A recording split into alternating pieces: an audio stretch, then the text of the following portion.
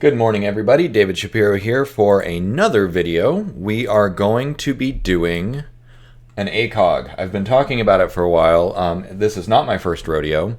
I've actually written a book about this, and basically over the last year since I started working on that book, I published it in, August? So it's been about 9 months since I published that book. A year since I really was working on it, and I've been continuing to refine the process. So let me just show you what I'm talking about. What do I mean by artificial cognitive entity, ACOG, or natural language cognitive architecture? So I've got my book available online here. This is the diagram. Let me zoom out a little bit so you can see it. Okay, so it's composed of two loops. There's the outer loop, which deals with input and output that's interacting with the world. So this is going to be the loop that controls like a robot or a voice or whatever, microphone, voice, motors, that sort of stuff. And then there's the inner loop, which deals with the mind. And then the thing that links them is a shared database. So this is really complicated. A simpler way of representing it is this, where you've got the inner loop, which is thoughts, planning, memories, etc. Then you've got the nexus, which is the stream of consciousness or the shared database. So functionally, I say nexus, that sounds complicated. I say stream of consciousness, that sounds complicated. But functionally, it's super simple. It's literally just a list of logs of memories, thoughts, whatever. And it can all be represented in natural language. So this is an example of the nexus right here. This repo is not public, but we're going to build a public one. I have no idea how far I'm going to get in this video. There's going to be multiple parts. Anyways, so it's available, Natural Language Cognitive Architecture. I've got a whole book about how I came up with this. There are lots and lots of diagrams about how everything works. It's 100% free. And I've got all sorts of ideas about how to build a consciousness, how to build an artificial consciousness. So today, all we're going to be focusing on is the inner loop and the nexus, or the shared database, or the stream of consciousness. I say nexus because it's two syllables. It's easier to say. Shared database is a little bit more concrete in terms of what it is. So that's what we're doing. So this is the most basic architecture, though. And before we get started, I wanted to actually talk about neuroscience. So that way you kind of understand where I'm coming from. And actually, I forgot to grab the books before I started the video. So let me go grab those books, and I will talk to you about them as I'm talking about these architectures. Okay, so I'm back with a stack of books. And let me see if I can make this window bigger while I'm telling you about this. Does that work? Okay, cool. I think that worked. I'll leave that up so that I can see what's going on.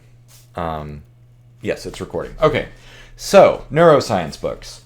I started reading The Telltale Brain by V.S. Ramachandran. The Telltale Brain is a book about looking for what makes human brains distinctive in the animal kingdom. This book is phenomenal. V.S. Ramachandran is a great storyteller, which he doesn't just give you the facts like this part of the brain does this, because that's really dry, but also it doesn't tell you what it means.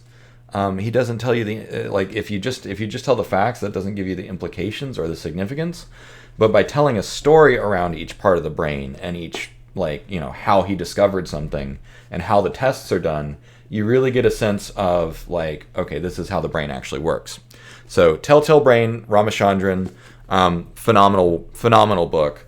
That one is actually kind of what spurred me to work on these next levels of cognitive architectures. On Task by David Bader. I found the dust jacket. I talked about this one in a previous video, and I don't like dust jackets, but it's pretty. So, On Task, how the brain gets things done. So this book is about cognitive control. Another way of talking about cognitive control is executive function. So more people are probably going to be more familiar with the term executive dysfunction, which is common with ADHD and depression and other things like that. So executive dysfunction means that you're focusing on the wrong things and that you can't focus on the right things.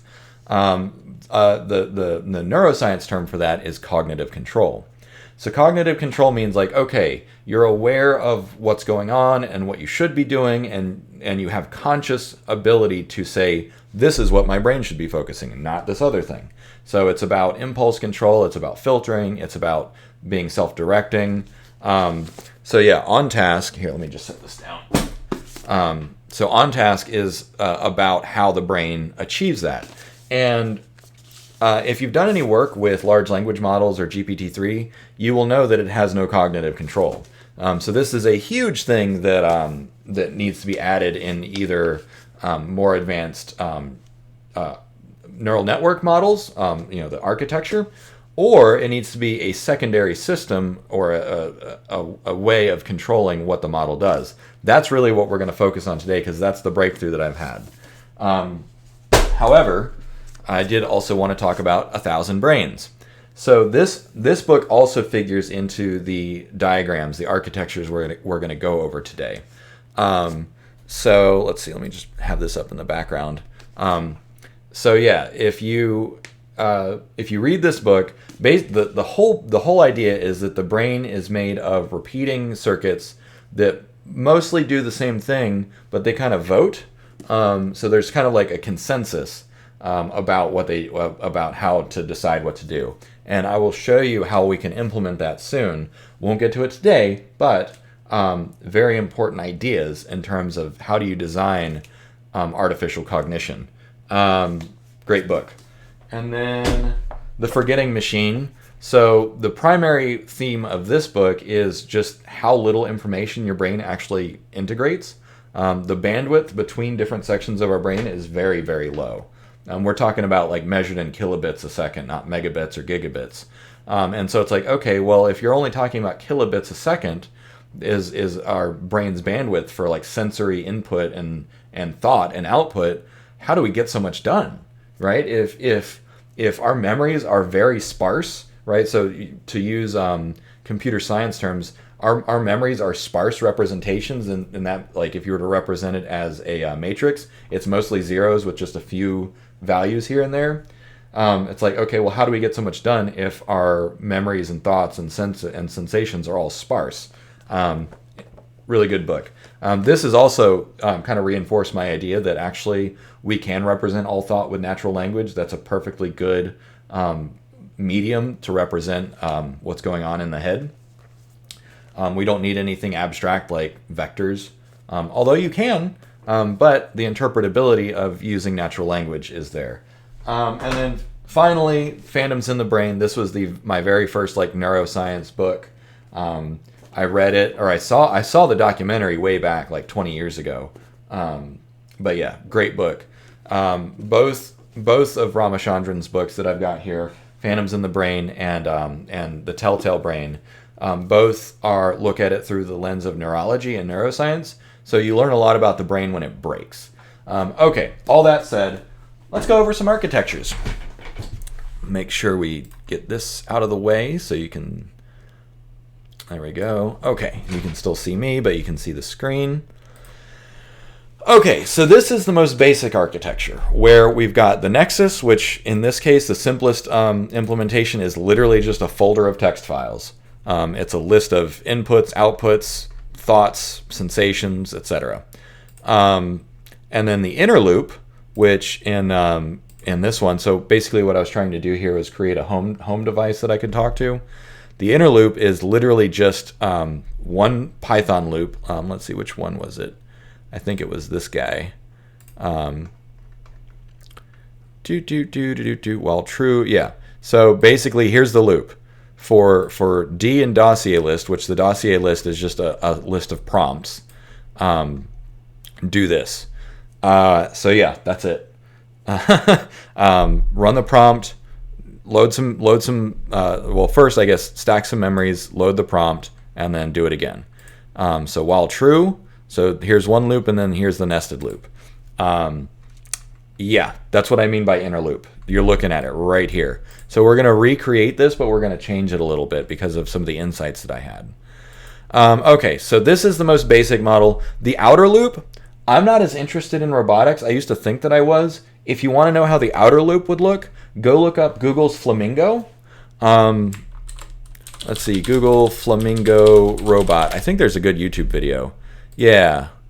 Researchers have developed a technique that enables... Yep. So basically, Flamingo integrates large language models with robotics. So I'm not going to be working on that. They got this handled, right? This is the outer loop, where it's just how do you integrate natural language, large language models, or NLP, and robotics. That is what the outer loop is. I'm not as concerned about that. I care about cognition. Okay, so this is one possibility. What are the other possibilities? Well, humans, as you may or may not know, if you are a human who's watching this, we think that we have things like unconscious or subconscious minds. And then when you look at other disorders like dissociative identity disorder, your brain actually can have multiple personalities in one head. And so then there's like, you've got your shadow self, your super ego, your inner child, whatever. You've got all these archetypes in your head. So that indicates the possibility of multiple minds in one brain. So what if you have, instead of one nexus, what if you have two? What if you have your inner loop, which is your conscious mind, and then you have an unconscious loop that does like whatever our unconscious does. So from a neuroscience perspective, 90% of what your brain does is unconscious. So there's other stuff going on behind the scenes.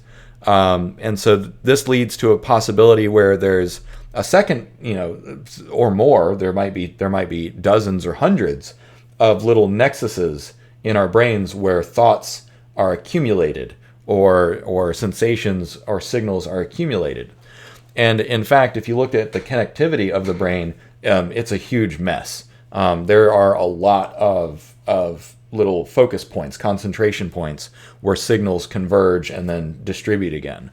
So in order to create a full-scale brain, or artificial cognition, we're probably going to need multiple loops and multiple concentration points. Now, if each concentration point is as simple as a folder of, text files, that's not that complicated. And if each of these loops is only as complicated as a while true statement and then a nested for loop, that's not that complicated either. So if that's all that it takes to create, a full sentient machine or a functionally sentient machine, that leads to some other possibilities. So let's see, okay, what if you have one outer loop and then you have multiple minds interacting with that outer loop? So you know how if you get an impulse to reach out for something and then something stops your hand? So that you get that arrested idea, where it's okay, I'm going to go do this, and then you stop yourself. And you can feel that cognitive dissonance in your head because there's the impulse to do something and then the impulse not to do it, or the inhibition. So that is where 1,000 brains comes in. So we only have one body to control, but our brain has hundreds or thousands or tens of thousands of similar circuits, all trying to figure out what to do. So one possible architecture then is that we've got an outer loop, but then we've got multiple minds kind of fighting over what to do, and the outer loop basically takes a consensus that says, okay, you say we should talk, I say we shouldn't. This one up, if you've got three, then you have a tiebreaker. So it's should we grab that pot?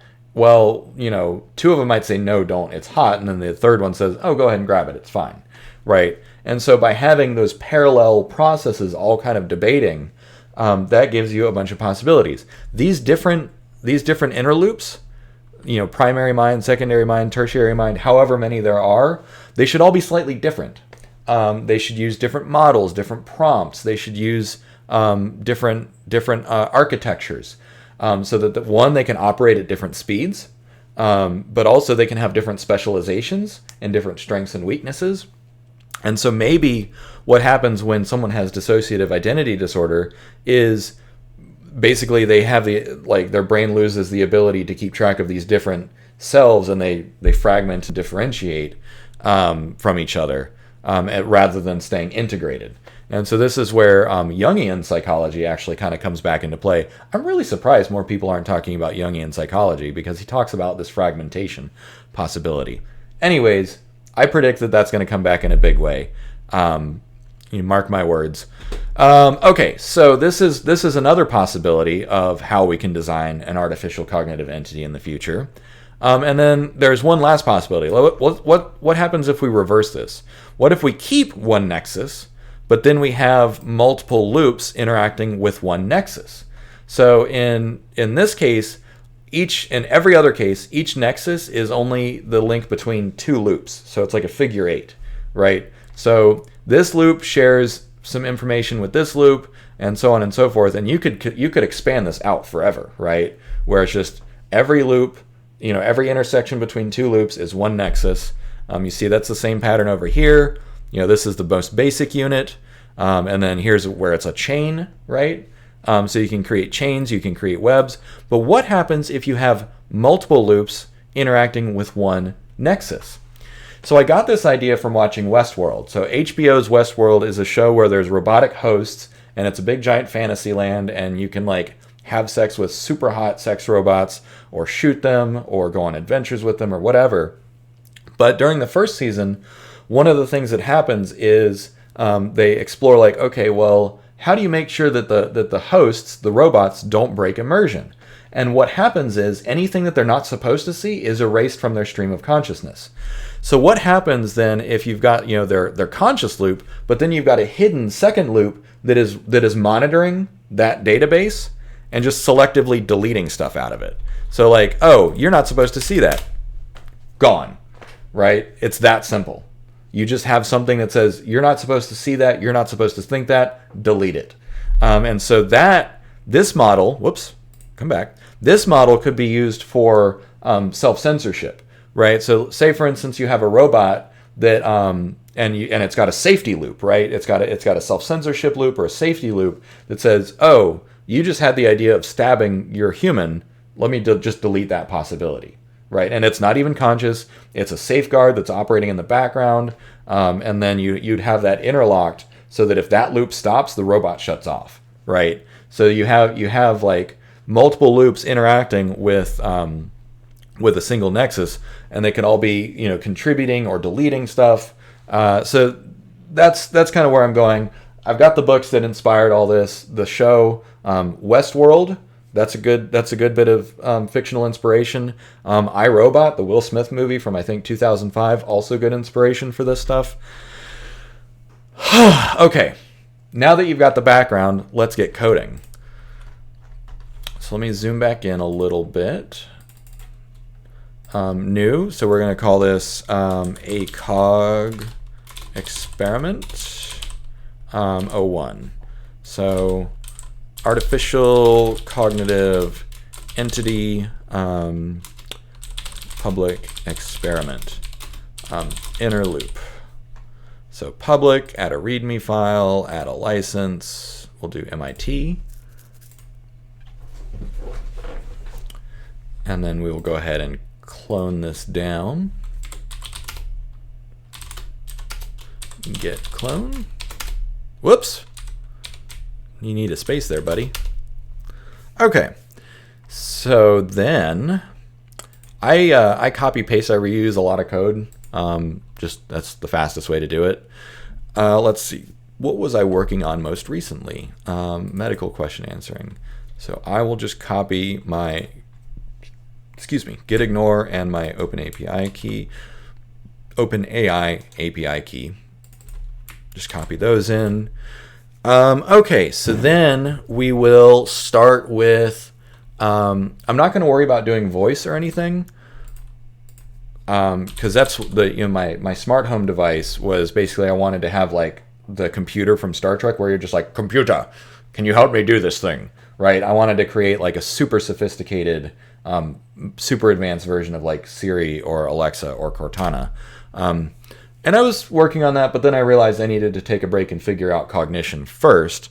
And then, maybe once I get some help, I can work on the outer loop of, because one of the hard parts, there's a bunch of stuff that's harder than you might think.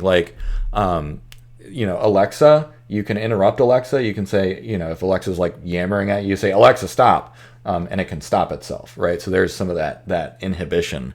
Other people have already figured that out, so I'm not gonna retread that. I'm gonna go work on new stuff. Okay, so we create our nexus, which is where we're gonna accumulate thoughts and stuff. So let's start with we will go here. This is all older stuff, so let me close all that. Tell you what. You don't need to see me do some baseline coding. Let me pause the video. I'll get just kind of the basics going, and then we'll resume the video. And we're back. I've written the script. Mostly I scraped together stuff from previous work. Again, I recycle code. No big deal there, nothing surprising. But let's go through it so that you can see this function. So when I say like this is the whole inner loop, you can see every bit that goes into it. And then we'll get into some prompt engineering. Okay, so at the very top, save memory. Exactly what it says on the tin. It just saves you. I pass it some text and a label, and it'll save it out to the Nexus folder, which will look very similar to the memories folder here, where you see it's got the timestamp prepended, and then kind of a little tag, just so that way it's human readable to see like, okay, this is what it's about. There's a few advantages to this, but mostly, so there's a reason for this. Very early on in my research, I thought about like, okay, what goes into a memory or a thought or an idea? And generally speaking, there's a temporal component. Like if I say like, hey, when was the last time you thought about Walt Disney World, right? Your brain says, oh, it was around this other time. So all of our memories are relative.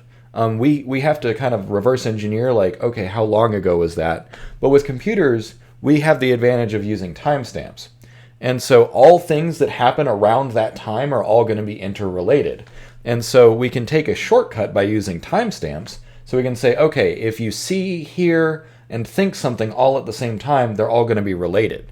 So like the input and output that happens in serial, those are all interrelated, whereas if you scroll down and say like, okay, well this output happened, 3,600 seconds later, that's an hour later, so it's less likely to be relevant. But also it allows you to rebuild a series of events later on. So all the memories are going to be saved in sequential order like that. So that's the first one. And then second one is get timestamp, which you just pass it a file name and it returns the actual timestamp. I just wrote that as a quick function. It's a quick reusable function. Not a big deal. Tempo. So I use tempo to basically say how fast this cognitive entity is thinking. Because if you remove this, it thinks many, many, many times faster than a human can think. So when I say like AGI is closer than anyone realizes, this is what I mean. I have to artificially slow this down so that way it can like even if it rests 30 seconds between loops, it still thinks faster than you or I can. So imagine how much faster it gets if it can run multiple loops a second, or how much more powerful it can be. Yeah. So I hope that this video is kind of blowing some minds, and if it's not yet, it will. Okay, dossier list. So I'm going to probably change this once we get to this, but basically this is the list of cognitive tasks that are going to happen in every loop. And the big insight that I've had is about how to do cognitive control. Also, let me make sure that you can hear me or that I'm not blowing you up. Okay, I'm talking pretty loud and clear. How's this? Okay, that sounds like it's saturating. Sorry, I tend to project a lot. I want to make sure you can hear me. Okay, so basically this will be the list of cognitive tasks. And some of them are cognitive tasks that we want it to do every single time. So the insight here that I had is asking questions like, what am I doing? What should I be doing? And what does this mean? Those three questions need to be asked every single time. And so for people with executive dysfunction, their brain isn't asking that question. What am I doing? What should I be doing? Is this the right thing to do? So basically what we're going to do in order to enact cognitive control, those are going to be the first questions that this asks. And then later on, further down the stack, once we get all the boilerplate stuff, then what we're going to do, and I probably won't get this far in this video, so stay tuned.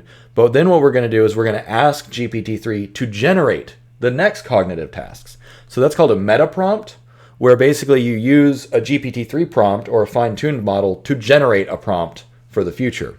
I've done this before with the core objective functions. I think I've got it. Yeah, I think it was my last experiment with the core objective functions. So basically what I did was I broke it into three parts. So a meta prompt is basically where you say like, okay, I'm going to take the output from one prompt and use it to generate the input for the next prompt. So what I did here was, in order to enact core objective function 3, which is increase understanding, I wrote a prompt that you give it any particular scenario, and GPT-3 will generate a list of queries. So let me show you how that works. So write a list of internet search queries that might help gain relevant information for the following passage. And then for that, let me go into, let me just grab an older, we'll do a medical text. Let's find a smaller one. Come on, I want one that's like 1 kilobyte. There we go. Okay. So this is what I mean by a meta prompt. So I just say user writes, shoulder pain, blah, blah, blah, blah, blah. List of internet search queries. And Text DaVinci 02, the Instruct series, is really great at this. So basically it says like, okay, what should I ask? Okay, so then if we go back to core objective functions, and then we go to core objective function 3b, answer the following internet search queries as a detailed paragraph. Provide specific information, data, and examples. So this works because GPT-3 already knows a lot. So it is its own source of knowledge. All you have to do is get it out. And so the first step is, what questions should I ask? And then it generates its own questions. And so then the answer is like, okay, let's provide that answer. So let's grab shoulder impingement. That's a good term. Okay, so we'll say, let's just stash that there. Whoops. And then grab this prompt. So we'll say, okay, whoops. Okay, so then we'll just do shoulder impingement. And so then we'll ask GPT-3 to just give a detailed paragraph of what this is. Shoulder impingement is a condition in which the shoulder joint does not move as freely as it should, etc., etc. Okay, clearly it knows what shoulder impingement is. So what we've done is we've first said, okay, based on this medical situation that we had, let's look for some relevant information. And then finally, the third part of this, so this is called prompt chaining, where you have the input from one prompt, or the output from one prompt serve as the input to the next prompt, so on and so forth. So that's called prompt chaining. And then answer the following internet search queries as a detailed paragraph, provide following information and examples. And then this one was just like add more information. So I added this as a third one because sometimes GPT-3 will just give really concise answers, so we don't need to do that one here. Anyways, the point being is now you see what a meta prompt is, where it's like, okay, I'm going to ask you to generate something that I need to do next. And so that is, once we enact cognitive control, those first several prompts that I talked about, where it's like, what am I doing? What should I be doing? How do I do it? Right? That's cognitive control. Then we're going to ask GPT-3 to generate the cognitive tasks. So that's where we'll get into meta prompting. But we're not there yet. We got a ways to go. Okay, close that, close that, close that, close that, and we're back here. Okay, so that's what I mean by dossier list. I'll probably just simplify this to prompt list because everyone's going to know what a prompt is. So in fact, let's just go ahead and replace dossier with prompt. We don't need to invent anything. Okay, so we've got all the prompts listed. this will be the second part of the video. It might even be the second video because let's see, how long are we? We're already 30 minutes in and we haven't even gotten started. So we'll probably save the prompt engineering for all the cognitive tasks later. Okay, stack memories. So the memories are going to be pulled from the Nexus folder, which I just created. And so it's empty, right? But basically what this does is, first, actually, let's go through the main list. I've given you the background. So Nexus index equals update Nexus index. So what this does is it looks for all the memories in here, and it uses the GPT-3 embedding endpoint to create a vector representation of every memory, which allows you to do very easy searches. So first thing is, let's update our index, our mental index, that way we know what we know. So this variable here, the Nexus index, will hold everything. Search index, oh yeah, and I'll actually have to add that here. So first thing we do is whatever happened in the last loop, whatever input or output or other loops are participating in the Nexus, let's update that index so that way we've got it in working memory, we know what we know, and we can search it. So then the latest just grabs the latest memories. That's exactly what it says on the tin. All it does is go into the Nexus folder. It reads the 10 most recent files. So look, going back to my previous experiment, the Raven one, that'll basically be just like grab the last 10 memories. Okay, that's the most recent stuff. That's going to be the most relevant. In the future, we're going to want to be able to grab the most recent 100 memories, 1,000 memories, million memories, right? But because GPT-3 is limited in its window size, I'm limiting it to 10. So its working memory is very small compared to ours. So in the main loop, grab the latest memory, then we stack the memories. So what stacking the memories does is it just puts them all into one text block, and it says like 3 minutes ago, 4 minutes ago, 5 minutes ago. That's all it does. So it just formats it into, instead of a list of files, it formats it into a list of text. Not a big deal. Oldest time. Actually, I'm not even using this. Oh yeah, actually, it's supposed to be used here. So basically, then what we say is like, okay, let's search. So that your brain does this automatically. This is all 100% inspired from Neuroscience, all the books that I've read. So once your index is updated, it's like, okay, great. Now what do? We get all our latest memories. So this is like the most recent stuff that's happened. Then we search for those. We've already stacked them. Yeah, so that's older stuff. Okay, gotcha. So what we do then is we search. So the search index function comes up here. And we just say, okay, take the most recent block of memories as a text, pass the Nexus index. And so for every memory in here, and there's going to be faster ways of doing this.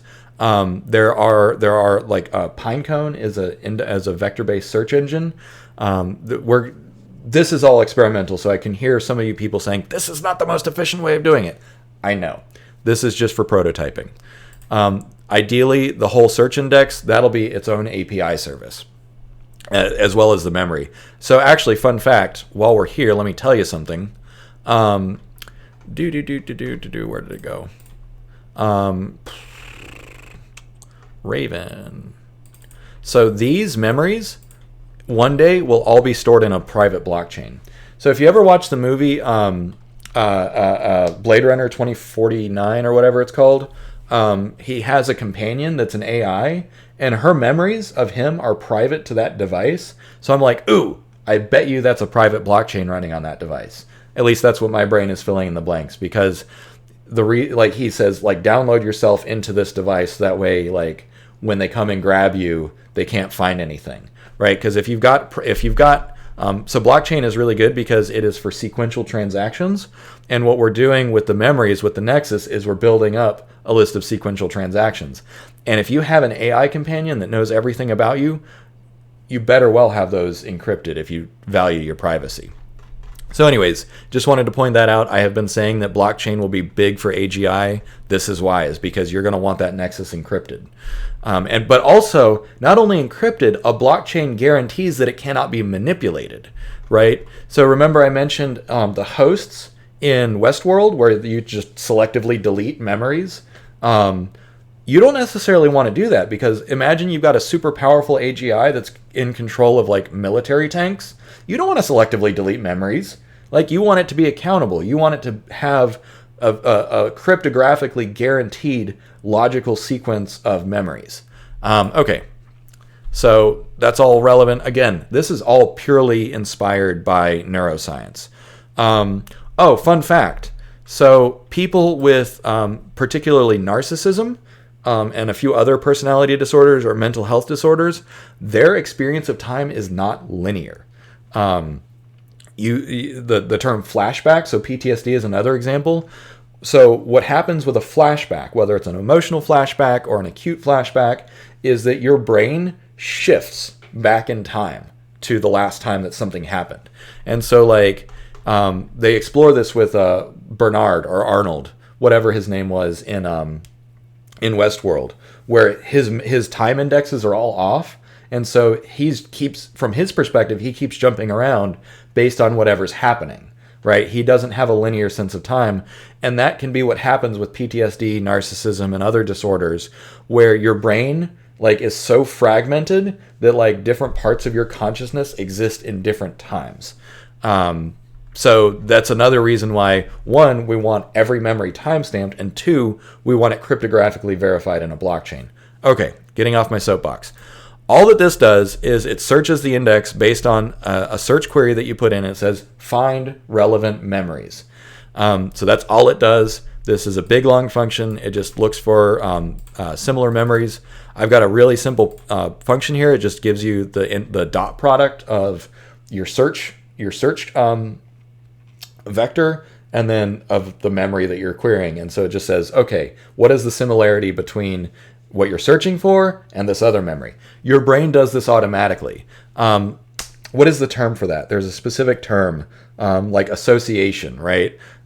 Your brain associates memories. So like, for instance, I'm at home right now. So my brain has a whole bunch of memories associated with home. So that is actually why you forget what you came into a room for, because your brain says, oh, the settings are different. So let me grab a different set of memories. And then you go back where you were and you remember again. That is what's happening in the background, in real time. So again, I didn't invent any of this stuff. I'm just copying what nature figured out with our brains. So search index, and what this does is I just say, okay, give me the 5 most relevant memories to whatever's going on right now. Again, ideally in the future, this will be 5,000 memories. It'll be 50 million memories, because we want our AGI to be smarter than us. But right now we're limited by the size of the payload that GPT-3 can take.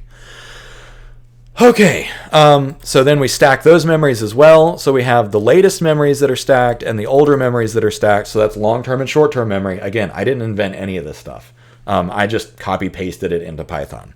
So then what we do is we go through the list of cognitive tasks.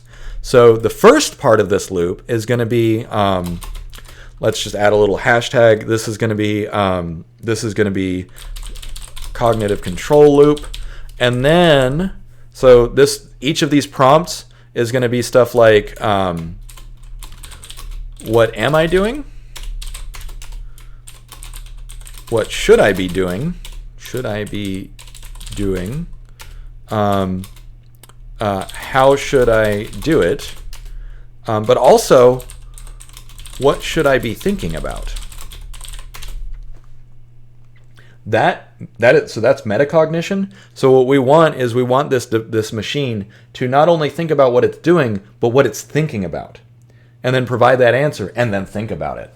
I've already done lots of experiments. GPT-3 is really great at these kinds of tasks. Like I said, I'm not going to get to it in this video. Just want to like whet your palate. But what should I be thinking about? And then other things like, what are the implications here? So like, for instance, if you're driving a car and someone pulls in front of you and like you're going 80 miles an hour and the other car is going 10, the implication is you're about to hit that car, right? So we want to be able to anticipate. What are the implications here? So we'll call this anticipation, because your brain will automatically anticipate things. So these are things in the cognitive control loop It's all relevant information that you want to be present in every single loop. And so then another thing is the core objective functions, so this is the steering, the moral steering of the ship that I've talked about. So my heuristic imperatives, which are you want it to reduce suffering, increase prosperity, and increase understanding. So you want your AGI to be thinking about these things every single time. You don't want it to selectively choose to be moral or not. You want it to be moral every single iteration. Okay, so this is the cognitive control loop. And then we'll do a second one. One of these things will be generating tasks. So basically, we're going to say like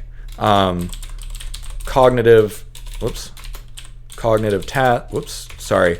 I really hurt my pinky. I was building a retaining wall and it got smashed between two 90-pound blocks. So that's why I'm making more mistakes than usual when I'm typing. Excuse me. Equals list. So one of these things here, so to do